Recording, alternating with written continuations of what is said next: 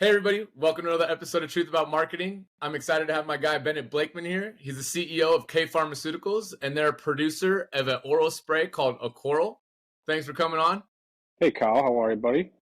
Very good, very good. Excited to have this convo. We've, as many of the guests on here, have known each other for a little bit, and now been getting to do some work together. So this will be an exciting conversation, mix a little bit of business and pleasure, and have a good conversation. So we start everything off with a lightning round, kind of jogs us, gets the conversation going. So if you're cool with that, we'll start with that.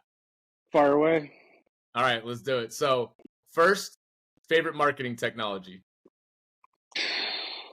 Instagram. All right. Favorite social channel. Also Instagram. It's a common answer. It's good for both social and business. So The reality is I pay people like you to do this better than I do, so least favorite social channel.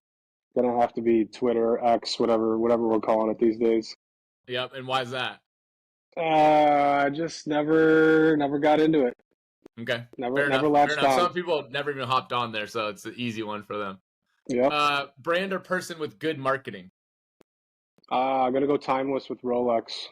They know who they are. They stay in their lane. They produce good stuff. I love them. I got one on right now. So, big fan. Brand that needs help with marketing. Oof. Big brand. I'm gonna say the PGA Tour. Very good. Struggling. Yep. As far as like a David versus Goliath scenario, the small man, I'm going to give some love to my guys, Jordan, Nick, and Sid at Neverland Country Club. Oh, yeah. They produce great stuff. Absolutely. Great golf brand. Shout out to you guys. Favorite influencer or business leader? Simon Sinek. Love his positivity. The messaging is always on point. I think it resonates both on a personal and professional level. I've never seen him miss. So awesome. That's the first time for that one. So that's a good one. Good. We're shaking it up here. And then brand or person you'd like to work with the most? Shaquille O'Neal. Love what he's doing since he was on the court, especially off the court. You know, from a professional standpoint, we've heard he's gotten diagnosed with sleep apnea, so it would be fun to work with him from a Coral's perspective. Very good. But talk about a guy that everything he touched turns to gold. And he's just a, fun-loving teddy bear kind of guy, so I'd love to get to know him. Yeah, and I don't think he gets enough credit for what he does off the court in terms of just like philanthropy and helping people out. I think he's an incredible guy. And like you said, very smart business-wise too. He owns a lot of businesses or stakes in businesses. So shout out to Shaq. Got a couple people here that would love to work with you, buddy. Cool. So we appreciate it. And again, for coming on, why don't you give us a little bit of background, kind of where you've been at, what you've been up to, and then what you're doing now. Okay. Originally from Chicago. I live in Scottsdale now. Right after graduate school, chased my ultimate dream of playing on the PGA Tour. Lived in Scottsdale, played the mini tours, Monday qualifiers, state opens, anything and everything I could play in just to try and scrounge the pennies together and make the magic happen. Played for 4.5 years. Suffice it to say, the magic didn't happen. I was basically breaking even. Moved back to Chicago, did what most retired professional golfers do, and went into insurance. Life and disability insurance, to be exact, wasn't really my vibe. I left that, went into hospitality, partnered with a good buddy, Brad Parker, who had a great concept going with the Hampton Social. Nice. Helped him open 10 locations around the Chicagoland area, the Florida market, and Nashville. Ultimately was looking for a nice excuse to get back to Arizona, met a nice gal at the Phoenix Open. We decided to move here together, got into medical device at that point. That didn't ultimately pan out the way I had envisioned it, but it led me to some of the mentors and investors that I am now involved with now with Oral, and wouldn't have it any other way. Very cool. Very cool. So all kind of eclectic background. I had the same thing, worked in the restaurant industry, cut my teeth doing marketing and PR, worked for different businesses and then landed somewhere, right? What is it that really draws you to kind of what you're doing now, right? I know for me, for example, I just love being social, love talking to people, meeting new people, diving into new markets, trying things, being creative. That's what really draws me into continuing doing the marketing thing, right? So for you, what's driving you right now? Yeah, I think two things. It's an infatuation that I've had with healthcare for a really long time. I think I've had a different experience having a father as a doctor. My follow dad to school, or sorry, follow dad to school, follow dad to work days were a little different than most kids. But we've also, my brother and I, gotten pushed away from medicine for as long as I can remember. However, this is a direct quote from my father: a lot of stupid people in medicine from a business standpoint. So have been drawn to it from that perspective. Thought about hospital administration, thought about private practice management. Nothing seemed like the right fit. And then when we got our hands or had the opportunity to get our hands on this product and really make a difference in a lot of patients' lives from just a pure quality of life standpoint, jumped all over it, have been all hands on deck since we got started a year and a half ago, and really found, I think, a niche in terms of a business, but personal impact, work-life balance that I'm really passionate about. Awesome. And so talk a little bit more about K Pharmaceuticals and kind of how that plays into what you've now done with Aquoral, which is what we help you work on. I think it's really fascinating, just kind of the opportunity that's there and how it came to be. Yeah, so the quick story is we technically relaunched this product, right? We didn't found it ourselves. It was originally commercially marketed by big box pharma, and they added it to their portfolios for strategic reasons, but didn't ultimately get it to the volume of prescriptions that they ultimately wanted. They fell far short of projections, to be perfectly honest. But where we came into play is we repartnered with the same direct mail pharmacy that was distributing for both those big box companies. And it was the patients who started calling in either crying or screaming to the call center folks after it was discontinued, so upset they couldn't get this product anymore, that really made us realize, this isn't a product issue. It was a marketing issue. It was a patient access issue. So at that point, we put our heads together. We acquired the patent. We acquired the North American distribution rights, and we developed a strategy to really start honing in on what I would tell you statistics are telling us is 1 in 5 adults in this country are suffering from, which tells me two things. One, many people don't really appreciate that they're suffering from it. And two, there's some underlying common denominator that's causing a lot of this, which I will tell you is polypharmacy, medication side effect. So when you're talking about the ability to have an impact on potentially 65 million people, it's almost hard to wrap your head around how impactful that can be. It takes a diligent team and great partners like yourself to get there, but also making sure that everyone who's on board shares the vision in terms of what we're trying to accomplish and all the people that we're trying to help. Absolutely. Well, I think one of the things that jumped off paper to me is not only are you able to help people and help improve people's lives, but it's like, yes, that is a very sizable total addressable market too, right? So the thing is, ultimately, you're able to blend like a very good market opportunity with something you're really passionate about, right? Like, don't get me wrong, I love marketing, but we get approached by all different types of people, and it's like somebody that sells hats, somebody that sells shirts. Like, yeah, okay, right? Like that's exciting, but it's not something I'm passionate about. Whereas, like again, in Yeah. a coral, it's like, wow, this is actually helping people, and I've used the spray. I think it's fantastic. Like, if I'd known about this 5 years ago, I'd been using it. Like, I'm a mouth breather. I take prescription medications for some things. I like to have a drink every once in a while. All things that cause dry mouth. So it's like, I think it's a fantastic product just in and of itself. And like, so talk a little bit more too about what it's like being able to do something that impacts people, but also, again, talk a little bit about the business side, because I know even though you are helping people and whatnot, that is a very big addressable market. Yeah, so a couple questions there to react to. One is, I think you need to be very particular about who you're trying to help and make sure you stay in your lane early on. So for us, we were like, all right, we need to attack 3 specialties. One, dentists. They're in the oral cavity every day. That's a pretty easy dots to connect there. Rheumatologists, which maybe most people haven't heard of, they treat autoimmune diseases, most notably Sjogren's. There's no cure for Sjogren's. It's 80+% female, and it's an autoimmune disease that really drains the fluid out of their body. So the 3 most notable symptoms are achy joints as a result of poor lubrication, dry mouth, and dry eyes. And then the third market would be oncology, predominantly head and neck cancer survivors or those going under radiation and chemotherapy treatment. radiation has gotten to be very good these days, but also bad from the perspective of it's so aggressive to kill the cancer. You get some unintended casualties, and those end up being the salivary glands. From that perspective, and this is any marketing strategy, right? Like, know your role, know who you are, and stick to it. Be stubborn at times to make sure that you get the market capture you want. Don't go a mile wide and 2 inches deep. But I think from our perspective, what we've taken a ton of pride in is educating first and not selling first. So whether we're talking to patients or talking to clinical professionals, we want to make sure that they understand not only the prevalence and the causes of dry mouth, but the ramifications of when it goes untreated.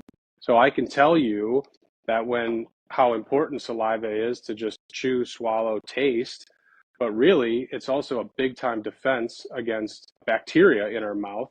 The lack of it or the absence of it leads to increased tooth decay, tooth caries, which are cavities, gingivitis, periodontal disease, and a whole plethora of just pain and suffering in our mouth that then transfers itself to the rest of the systemic systems. Everything that we do comes from a place of educate first, and we'll let the product sell itself as a result. Correct. So one of the things that we do and we've done with you is working with dentists, right? So shout out to Dr. Mallory and Mel over at Dentist Scottsdale, right?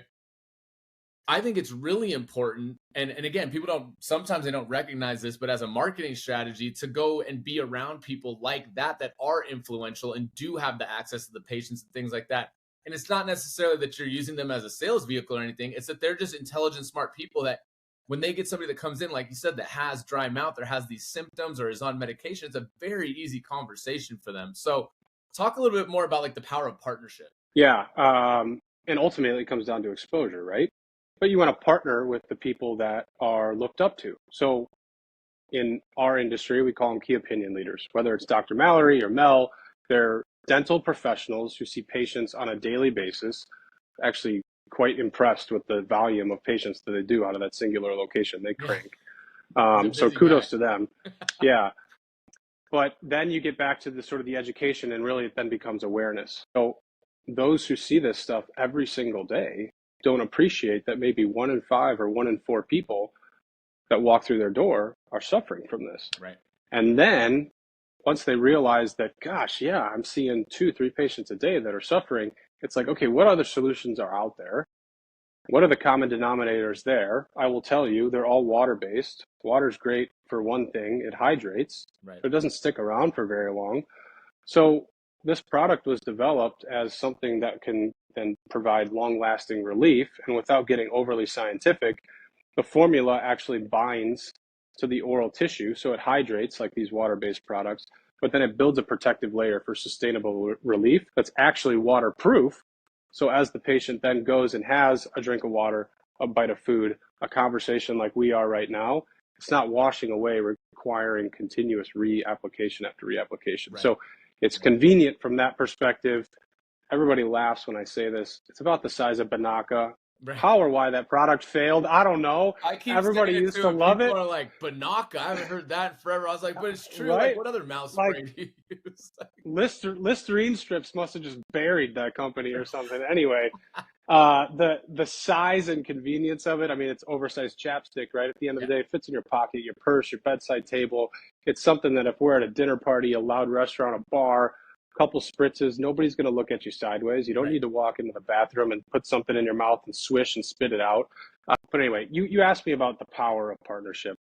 Listen, as a startup, I don't have the luxury of hiring 100 or 200 sales reps and having them out there hitting the pavement. Right. So we need to strategically align with people who share our vision, understand the need that we're trying to address, and are willing from a clinical perspective a lot of times to vouch for the product or endorse the product, because then you start to get this wave. And now we're at an exciting point where, call it 8 months into being on the market, clinical professionals are reaching out to us saying, hey, so-and-so told me I should check this out. Tell me more about it. And that is when I think your marketing has really gotten to the next level, because it's organically allowing people to market it on its own. So I think we're like just scratching the surface of getting this thing. Like I keep telling my team, more and more sticks are piling up against that dam, and this thing is going to break because we're doing all the right things. Yeah. Yeah. Yeah. I think that's really important too. And obviously, like, we talk business, we talk marketing on this kind of video series or whatever, but ultimately, there's a lot of people, to your point, that, if I wish I had unlimited budget, I could do all these things, have all these salespeople, or I could run all these ads and do all these things.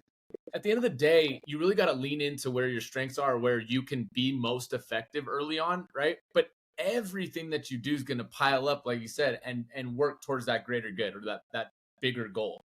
So, Yep. a lot of the times, while it doesn't seem like SEO or, Google ads or any of this kind of smaller, boring stuff works, it does. And next thing you know, it's like you're starting to see the traffic pick up, and whether it's organic or it's a paid click or whatever, the name's just out there. People start to see it. They're starting to hear about it. And that's how really the momentum builds in these companies like yourself. You go from 200 orders to 500 orders to 1,000 orders. And like you said, these people, it's such a good product that they're going to keep ordering. Like, and then when if it wasn't available, they'd be really upset. So one of the things I think super powerful, and what happens here with this business as well, is a little bit, on the side of the recurring revenue, and the idea that, like, when you have something that you believe in so much and it's such a good product, you're just trying to get it in people's hands. You're like, listen, just try it, please. Just one time. You don't like it or it doesn't actually work, you'll never talk about it again. So talk about what that kind of differentiation is like. Again, I don't think it's that far off from a restaurant, right? You have a great concept. When you were opening Hampton Socials, it's like, hey, just come try it one time to see the experience, have the food, and then you'll keep coming back. Totally. I feel like there's some similarities there, but I feel like it's also a very different motion from, like, an insurance or whatever, where it's like I have to have insurance, right? Versus Aquoral, something that, like, I don't know, maybe people consider it a nice to have, but talk a little bit about that and the recurring revenue, and what that looks like in terms of going out and getting those customers, and kind of your mindset around that. Yeah, great question. First of all, from the perspective of getting exposure to the clinical professionals, they are a very sample happy bunch. When you're talking about a prescription product, it's very challenging to just freewheel product all over the place. And I say that because we just don't have professional samples. The batch that we produced is the 1 month supply that everybody gets. So we got to find, not workarounds, but we need to find compliant ways to get product in their hands.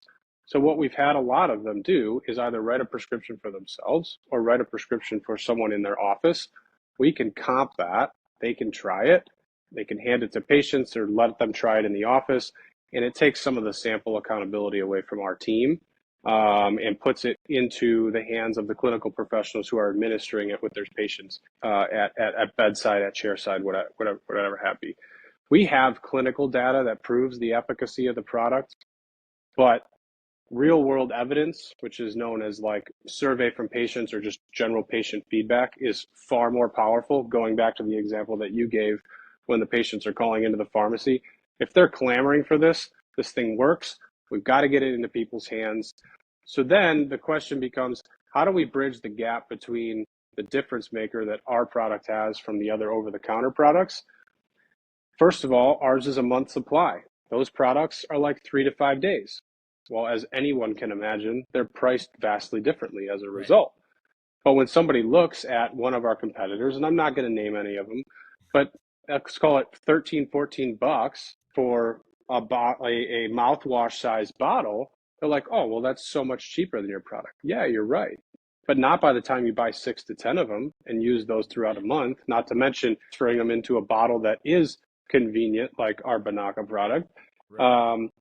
So that's part of the education that requires, ultimately, the answer that I really want to give you to this question, and I think this is an exciting platform to announce this. We're going to do a summer launch, if you will, allowing people to get the product at 50% off, because we believe that much in the product and the impact that we'll have when people get it in their hands and actually try it. Yep. And we are going to trust that the product will stand on its own and we will get the refills as a result, which, going back to my original story, is also why the other companies gave up on it. They had too many patients that were one and done, And that is also why we've taken such a prolonged approach at making sure we educate the clinical professionals first so that they can have well-rounded conversations with their patients and keep them on the product, even if they don't necessarily need a refill every month, right? Maybe they just use it at nighttime, and now that box spreads across 3 months. They come back and they order it 4 times a year instead of 12. Yeah. And that is where the business survives as a result. Any pharmaceutical company will tell you this. None of them make money on the first script. It's the refills. Sure. And people only refill products that actually have an impact positively on their life. But these days, that's honestly like, it's not even, I mean, you ask any of our buddies that start businesses, again, whether it's like coding them at SkyMD or, you know, somebody else that was doing Cactus Hack, and it could be anything. It could be any of those, like it could be across apparel, across, you know, just consumer goods, services, whatever.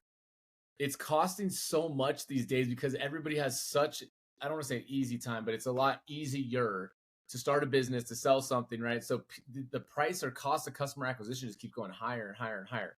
Yeah. So like, while your industry is a little bit different, right? There's so many different factors that are at play today, right? The economy, people's disposable budget. Again, to your point, they look at this, do I actually need this? Or can I just buy a $15 thing over the counter? Like, what I'm Insurance. always saying, my dad, you know, my dad used the example of alcohol, actually. Like when I was turning 21, he's like, listen, everybody always says you get what you pay for, but you really do. Like your friends and the people who are drinking and this and that, like they're going to have terrible hangovers and they're buying this cheap stuff, blah, blah, blah. If I can give you one example where, you know, you get what you pay for is going to play out, it's with that. When you have a drink and you get a nicer brand or something, and it's not to say like, oh, buy $100 drinks or whatever, but something that's a little bit better. You're going to notice you'll feel better in the morning. It tastes a little better, like all this stuff. That has kind of just like lived on from the time I was 21 onward. I'm like, okay, I can save on this product, but what am I going to sacrifice there? And when I tried Aquoral and we tried the other one next to it, I was like, this is not even close, right? Like if I actually had a really bad problem where I had Sjogren's or something where this was like clinically a problem, there's no doubt I would pay the extra money to have something like Aquoral. So that's really an interesting thing. But I want to talk a little bit about when it comes to marketing and launches and trying to get people in the door. You talked about doing this kind of launch of the 50% off to get people to start or try it. Yeah. There's such a stigma around the idea that if you give discounts that it's not quality or there's a reason that you're doing that. Why would you have to discount it? I argue all the time that there's not a right or wrong way. You can use the discount, you cannot. It's all about how you position and message it, right? So the idea that you're doing this now, why are you doing it? What's your stance behind it? And kind of what's your thoughts on, you know, discount versus no discount? Yeah, I mean, the easy answer is we're taking the feedback that we're getting from the market. Whether it's physicians who are right, wrong, or indifferent, pre-qualifying the financial position of their patients and be like, oh, it's too expensive, I'm not even going to bring it to them. Right. Or the patient where it's like, I don't know, like $80 a month just feels like a lot. You almost have to like play the reverse psychology. And I think you're kind of getting to that, right? Yeah. With them, it's why do you really feel like that's too much? It's because you've been burned so many times by these other products who overpromise and underdeliver. Yep. So now they're at a point where it's like, okay, you're telling me it's prescription, it's cash only, which we didn't even really touch on yet. Like most insurance doesn't pick this up. So they've got to make that commitment in their head. But am I going to lay $80 where I'm used to laying 15? And again, they're doing that a lot of times over the course of the month and potentially get burned again. And I think that's where we're just like, you know what? We're going to revert back a little bit. We're going to take a loss on this, get the product out there, and again, trust that the product will stand on its own. People will refill as a result and get the help that you and many others have gotten as a result of just trying something new that from just a basic formula standpoint is clinically different than literally anything else out there, which is why we have the patent. Yeah. So talk about that too a little bit. I know I'm like, here we go. Like it's a prescription. Like what's the side effects? What's the problem with it? You know what I mean? Like most people in America and beyond today, they're like, if it's prescription, there's something attached to it. Right. So like talk a little bit about that. And then too, I think for people that are interested in this space, just talking about kind of what that process is. And like, again, I know you guys took it over, so you had that kind of FDA approval, but it's still kind of a very different framework and compliance and all that to work within when you are a prescription versus, again, if I just sold some whatever spray that says this product has not been approved by the FDA, then it's just you're using at will. Yep. Yeah. No. So you made a really good clarification a little earlier when you said this is technically a medical device, and that's absolutely correct. So the technical phrasing is it's a class 2 510K, which means it's a medical device. So it's really approved by the FDA more on its method of dispensing the product, the spray, which is a pump, not an aerosol. People get kind of twisted up about that. I'm not really sure why, Well, but the anyway. metal bottle and Uh, yeah. You can fly with it. It's totally safe. It's not going to blow up in your pocket. Don't worry. yeah. But from an actual ingredient standpoint, I totally get what you're asking. Why is it prescription? The reason is the FDA approved it that way back in 2006. The fastest way for us to get it back to market was to not go back and reapply and change anything different with the FDA. So going back to the patients, we wanted to get this thing as fast as possible. We changed nothing. We went back to the same manufacturers in France to do it again because we knew they did it right the first time. In regards to what the difference is between a 510K status and a drug status, that means it's non-systemic, there's no contraindications, and there's no reported side effects. Now, the reported side effects thing doesn't really matter if it's a drug or a medical device, but I can tell you there are no documented reported side effects. The non-systemic and the no contraindications is a big thing.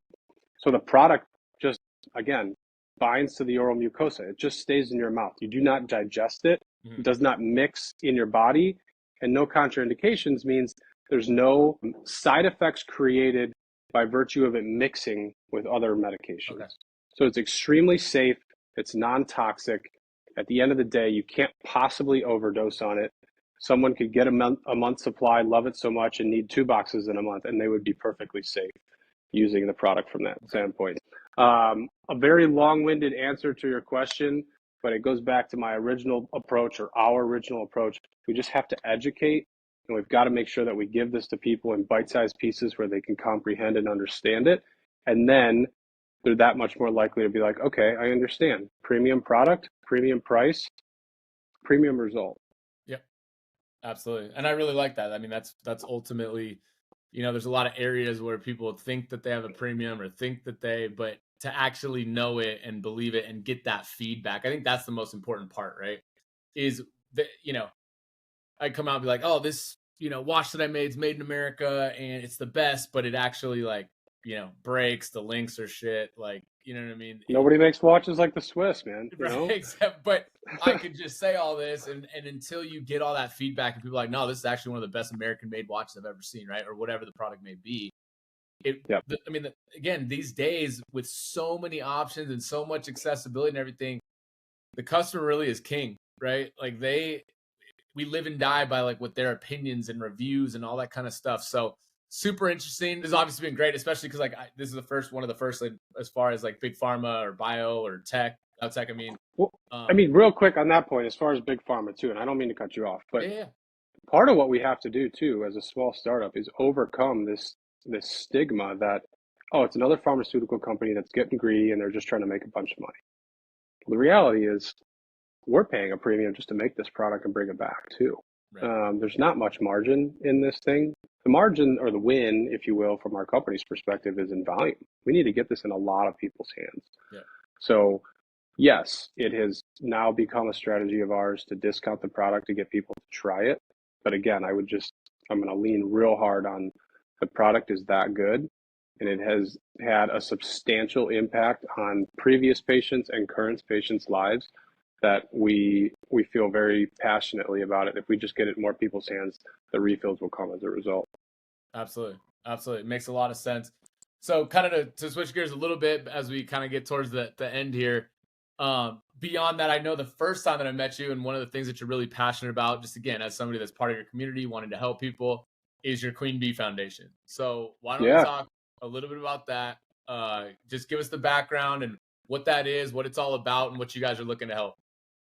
Awesome. I didn't know we were going to talk about that today. That's great. So the Queen Bee Foundation is something my brother and I started after we lost our mom in 2018 to ALS. ALS has unfortunately hit our family very hard. We lost our grandfather in 2006 after battling for 12 years. So we lost him in the spring. My mom gets diagnosed in the fall. So this thing hit us like a bus.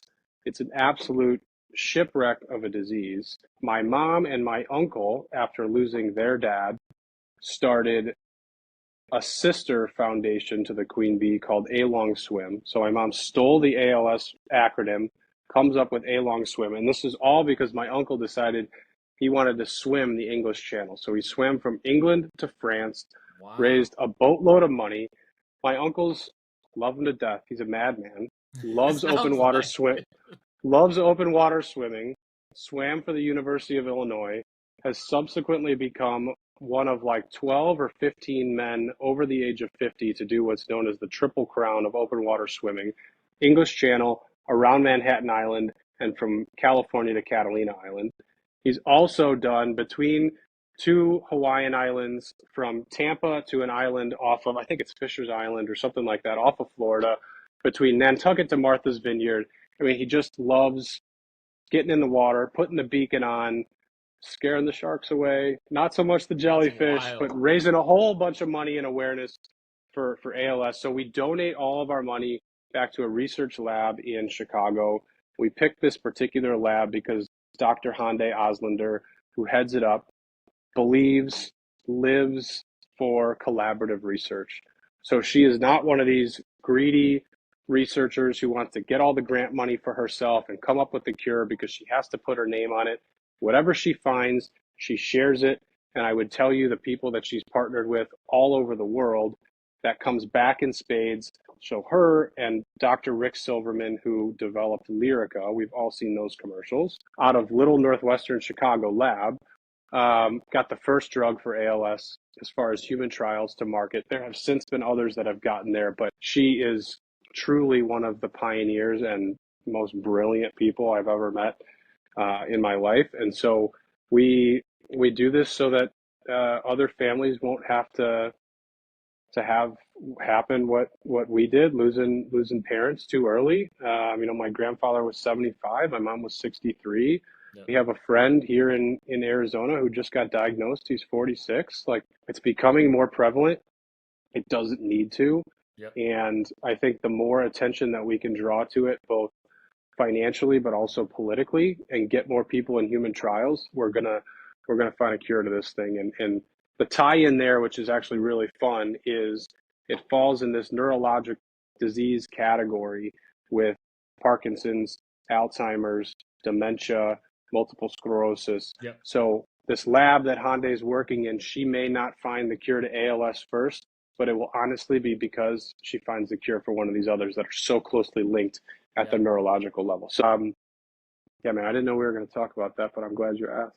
Yeah, no, absolutely. I mean, I think it's fantastic. I like to talk a little bit about like everything that people are doing, right? The whole person, because I think as much as work's awesome and it's cool to help people, I think also it paints a good picture to understand like what people do and what they're passionate about. And again, if there's other ways, maybe somebody doesn't necessarily resonate with pharma or biotech or anything like that, like Yeah.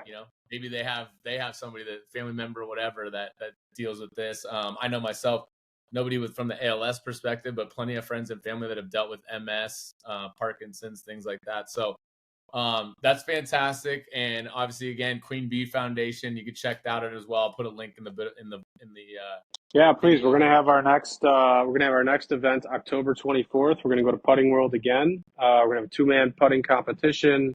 We're gonna have a Survive the Hive, like a horse race at the end. We're gonna have a big Sweet. grand prize. We gave out some dollars last year. Love it. So it's a cool event, a cool venue, and a little different than I think the stereotypical golf outing that a lot of us are used to. Yeah. So No, absolutely. I had a I mean, we had a blast at the original golf tournaments and whatnot. I remember we did like a little reception over there in Old Town, and then unfortunately last year I was out of town for the Putting World thing, but I will definitely be there in October. So I appreciate it. I appreciate your time. So when we do this, I spent the whole time asking you questions, and we're going back and forth. So is there anything that you want to ask me? uh biggest marketing success story. I would have to say, I mean, obviously, just as a whole in general, would be Ignite, the company that I worked for. I started with them when they had less than 100 employees. I was the first PR hire, helped build out the entire corporate marketing program. And when I started, we were doing, maybe 20 million in revenue, and actually less than that. But then by the time I left 8 years later as, senior director, almost a decade in, I was 8.5 years, something like that.